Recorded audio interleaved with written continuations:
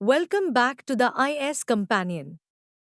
The Constitution of India establishes a parliamentary system of government for both the centre and the states. Part 6 of the Constitution, Articles 153 to 167, details the structure of the state executive, which includes the Governor, Chief Minister, Council of Ministers, and Advocate General. Role and appointment of the Governor. The Governor is the chief executive head of a state, analogous to the president at the center, but serves primarily as a nominal or titular head. The Governor also acts as an agent of the central government, holding a dual role. Typically, each state has its own Governor, though the 7th Constitutional Amendment Act of 1956 allows the same person to be appointed Governor for multiple states. The Governor is appointed by the President of India and is not elected either directly by the people or by an electoral college. This method was chosen by the Constituent Assembly for various reasons, including compatibility with the parliamentary system and avoidance of potential conflicts and excessive expenditure. Qualifications and conventions. The Constitution specifies two qualifications for the Governor: must be a citizen of India and must be at least 35 years old. Additionally, two conventions have evolved: the Governor should not belong to the state where appointed, and the President consults the state's Chief Minister before appointing the Governor. Conditions and term of office.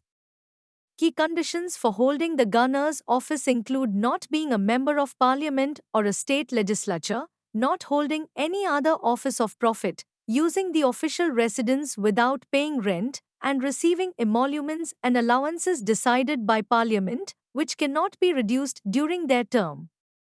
A Governor's term is 5 years but subject to the President's pleasure and can resign anytime. The Governor may be transferred between states and can serve beyond the term until a successor assumes office. Powers and functions. The Governor possesses executive, legislative, financial, and judicial powers, excluding diplomatic, military, or emergency powers.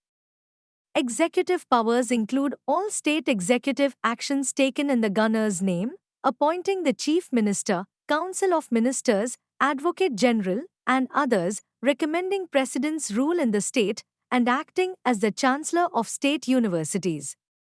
Legislative powers encompass summoning, proroguing, and dissolving the state legislature, addressing the state legislature and sending messages, nominating members to the Legislative Council and Assembly, assenting to, withholding, or reserving bills for the President's consideration, and promulgating ordinances when the legislature is not in session.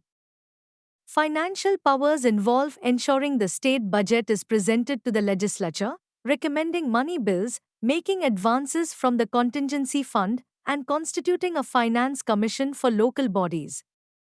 Judicial powers include granting pardons, reprieves, and commutations, appointing district judges and other judicial officers, and being consulted by the President when appointing state high court judges. Constitutional position.